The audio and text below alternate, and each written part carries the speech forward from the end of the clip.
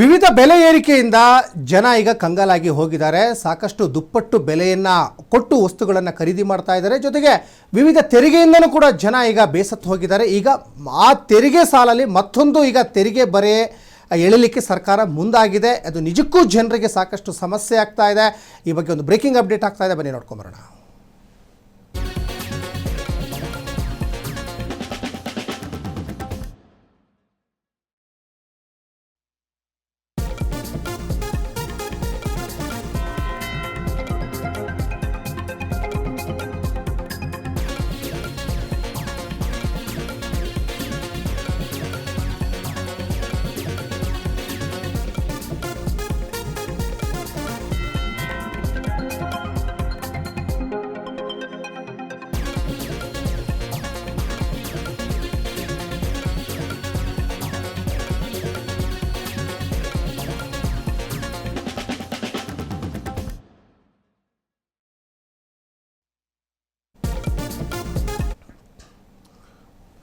ರಾಜ್ಯದ ಜನ, specially silicon city ಬೆಂಗಳೂರಿನ ಜನ ವಿವಿಧ ವಸ್ತುಗಳ ಬೆಲೆ ಏರಿಕೆಯಿಂದ ಕಂಗೆಟ್ಟು ಹೋಗಿದ್ದಾರೆ. ಜೊತೆಗೆ ಪ್ರತಿಯೊಂದಕ್ಕೂ ಕೂಡ ಈಗ ತೆರಿಗೆ ಜಾಸ್ತಿ ಆಗಿದೆ.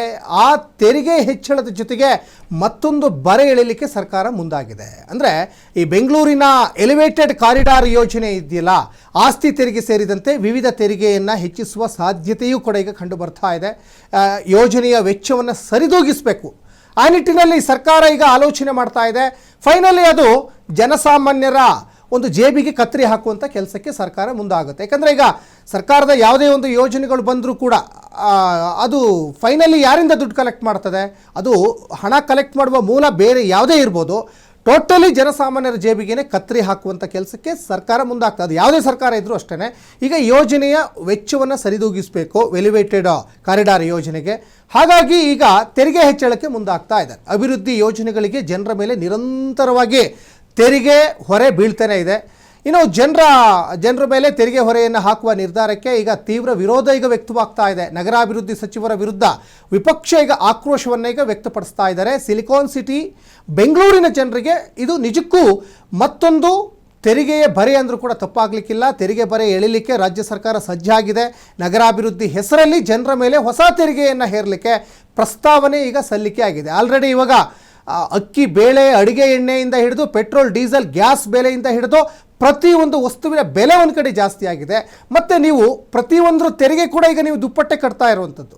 ಇವತ್ತು ನೀವೊಂದು ಆಸ್ತಿ ರಿಜಿಸ್ಟ್ರೇಷನ್ ಮಾಡಿಸ್ಬೇಕು ಅಂದರೂ ಕೂಡ ಅದು ದುಪ್ಪಟ್ಟು ಹಣವನ್ನು ಈಗ ಪೀಕ್ತಾ ಇದೆ ಸರ್ಕಾರ.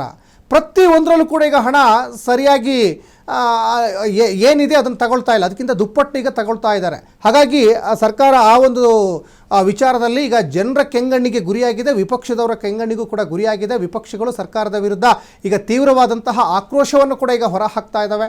ಬೆಂಗಳೂರಿನ ಇಂದಿರಾನಗರ, HAL ರಸ್ತೆ, ದೊಮ್ಲೂರು, ಮಡಿವಾಳ, ಹೊಸೂರು ರಸ್ತೆ ಮತ್ತು CMH ರಸ್ತೆ ಭಾಗದ ನಾಗರಿಕರು ಸಾಕಷ್ಟು ಈಗ ಎಚ್ಚರವಾಗಿರಬೇಕು. ಒಂದು ಕಡೆ ಟೋಲ್ ಹೊರೆ ಆದರೆ ಮತ್ತೊಂದು ಕಡೆ ಈ ನಿರೀಕ್ಷಿತ ತೆರಿಗೆ ಹೊರೆ ಆ ಭಾಗದ ಜನರಿಗೆ ಈಗ ಸಹಜವಾಗಿ ಜೇಬಿ ಕತ್ತರಿ ಹಾಕುವಂಥ ಕೆಲಸನೇ ಅದು. ನಿಮ್ಮ ಮನೆ, ನಿಮ್ಮ ಅಂಗಡಿ, ನಿಮ್ಮ ಬದುಕು, ಹೀಗೆ ಎಲ್ಲದರ ಮೇಲೂ ಕೂಡ ಈಗ ಸರ್ಕಾರ ಕಣ್ಣಿಟ್ಟಿದೆ. ಹಳೆ ಮದ್ರಾಸ್ ರಸ್ತೆ ಎಲಿವೇಟೆಡ್ ಕಾರಿಡಾರ್ಗೆ 1300 ಕೋಟಿ ರೂಪಾಯಿ ಹಣ ಖರ್ಚಾಗ್ತದೆ. ಅದು ಎಲ್ಲಿಂದ ತರ್ತಾರೆ? ನೇರವಾಗಿ ಜನರ ಜೇಬಿಗೆ ಕತ್ತರಿಯನ್ನು ಹಾಕಲೇಬೇಕಾಗಿದೆ. ಸರ್ಕಾರ ಅವ್ರ ಜೇಬಿಂದ ಏನು ತರಲ್ಲ. ಆಯಾ ಇಲಾಖೆ ಸಚಿವರಾಗಲಿ, ಸಂಬಂಧಪಟ್ಟಂತಹ ಅಲ್ಲಿ ಅಧಿಕಾರಿಗಳಾಗಲಿ ತರಲ್ಲ. ಅದು ನೇರವಾಗಿ ಜನರ ಜೇಬಿಗೆ ಕತ್ತರಿ ಹಾಕ್ತದೆ ಸರ್ಕಾರ. ಇನ್ನು ಹಣ ಸಂಗ್ರಹಿಸಲಿಕ್ಕೆ ದಿವಾಳಿ ಸರ್ಕಾರದ ಬುದ್ಧಿವಂತ ಲಾಜಿಕ್ ಮಾಡಿದೆ ಅಂತ ಒಂದು ಕಡೆ ಈಗ ಸಹಜವಾಗಿ ವಿಪಕ್ಷದವರು ಆರೋಪವನ್ನು ಮಾಡ್ತಾ ಇದ್ದಾರೆ. ಇನ್ನು ರಸ್ತೆ ಆದಮೇಲೆ ನಿಮ್ಮ ಆಸ್ತಿ ಬೆಲೆ ಕೂಡ ಹೆಚ್ಚಾಗ್ಬೋದು, ಅಂಗಡಿಗಳ ವ್ಯಾಪಾರ ಹೆಚ್ಚಾಗ್ಬೋದು, ಆದ್ದರಿಂದ ಹೆಚ್ಚಿನ ತೆರಿಗೆ ಕಟ್ಟಲಿಕ್ಕೆ ಸಜ್ಜಾಗಿ ಅಂತ ಹೇಳಿದ್ದಾರೆ. ಎಲಿವೇಟೆಡ್ ರಸ್ತೆಗೆ ನಿರೀಕ್ಷಿತ ತೆರಿಗೆ, ನಾಳೆ ಮೆಟ್ರೋ ಬಂದರೆ ಮೆಟ್ರೋ ಟ್ಯಾಕ್ಸ್ ಕೂಡ ಈಗ ಜಾಸ್ತಿ ಆಗ್ಬೋದು. ಇನ್ನು ಫ್ಲೈಓವರ್ ಆದರೆ ಫ್ಲೈಓವರ್ ಟ್ಯಾಕ್ಸ್, ಬಸ್ ನಿಲ್ದಾಣದ ಬರೆ, ಕನೆಕ್ಟಿವಿಟಿ ಟ್ಯಾಕ್ಸ್ ಹಾಕಲೂಬಹುದು.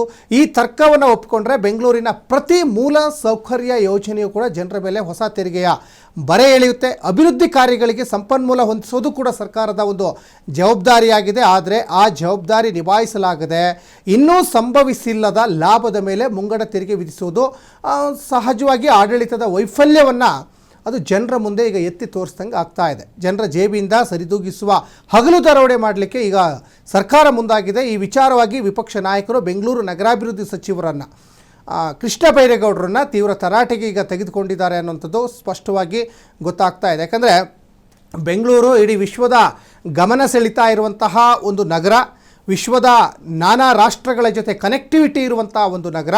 ಇವತ್ತು ಬೆಂಗಳೂರು ಅಭಿವೃದ್ಧಿ ಆದರೆ ಇಡೀ ಕರ್ನಾಟಕ ಅಭಿವೃದ್ಧಿ ಆಗುತ್ತೆ ಅನ್ನುವಂಥ ಒಂದು ಮಾತಿದೆ. ಜೊತೆಗೆ ಅತಿ ಹೆಚ್ಚು ಆದಾಯ ಹರಿದು ಬರೋದೇ ಬೆಂಗಳೂರಿನಿಂದ, ಅತಿ ಹೆಚ್ಚು ಅನುದಾನ ಹರಿದು ಹೋಗೋದೇ ಬೆಂಗಳೂರಿಗೆ. ಯಾಕಂದರೆ ಈ ಬಜೆಟ್ ಮಂಡನೆ ಆದಂಥ ಸಂದರ್ಭದಲ್ಲಿ ಹೆಚ್ಚಿನ ಅನುದಾನವನ್ನು ಬೆಂಗಳೂರಿಗೆ ಮೀಸಲಿಡ್ತಾರೆ. ಯಾಕಂದರೆ ಬೆಂಗಳೂರಿನಲ್ಲಿ ಅನೇಕ ಪ್ರಾಜೆಕ್ಟ್ಗಳು ಬೆಂಗಳೂರಿಗೆ ಬರ್ತವೆ. ಮತ್ತು ಸಹಜವಾಗಿ ಬೆಂಗಳೂರಿನ ಅಲ್ಲಿ ಇನ್ವೆಸ್ಟರ್, ಬೇರೆ ಬೇರೆ ದೇಶದ ಇನ್ವೆಸ್ಟರ್ಗಳು, ಬೇರೆ ಬೇರೆ ರಾಜ್ಯದ ಇನ್ವೆಸ್ಟರ್ಗಳು ಬೆಂಗಳೂರಿಗೆ ಹಣ ಹೂಡಿಕೆ ಮಾಡಲಿಕ್ಕೆ ಮುಂದಾಗ್ತಾ ಇರ್ತಾರೆ. ಆ ನಿಟ್ಟಿನಲ್ಲಿ ಬೆಂಗಳೂರನ್ನ ಎಷ್ಟು ಅಭಿವೃದ್ಧಿ ಮಾಡ್ತೀವೋ ಅಷ್ಟು ನಮಗೆ ಲಾಭ ಅನ್ನುವಂತಹ ಒಂದು ದೃಷ್ಟಿಕೋನ ಇದೆ. ಜೊತೆಗೆ ಸಹಜವಾಗಿ ಈ ಒಂದು ಬೆಂಗಳೂರು ಅಭಿವೃದ್ಧಿ ಆದರೆ ಆ ಖಾತೆಯನ್ನು ಯಾರು ನಿಭಾಯಿಸ್ತಾ ಇದ್ದಾರಲ್ಲ, ಟೋಟಲಿ ಅವರಿಗೆ ಕ್ರೆಡಿಟ್ ಕೂಡ ಹೋಗ್ತದೆ. ಆದರೆ ಈ ಎಲ್ಲ ಕ್ರೆಡಿಟನ್ನು ಪಡ್ಕೊಳ್ಳುವ ಭರದಲ್ಲಿ ನೀವು ಕಾಮಗಾರಿ ಹೆಸರಲ್ಲಿ, ಯೋಜನೆಗಳ ಹೆಸರಲ್ಲಿ ಜನರ ಮೇಲೆ ಪದೇ ಪದೇ ತೆರಿಗೆಯನ್ನು ಹಾಕೋದು ಎಷ್ಟರ ಮಟ್ಟಿಗೆ ಸರಿ ಅಂತ ಜನರು ಜೊತೆಗೆ ವಿಪಕ್ಷದವರು ಆಕ್ರೋಶವನ್ನು ವ್ಯಕ್ತಪಡಿಸ್ತಾ ಇದ್ದಾರೆ.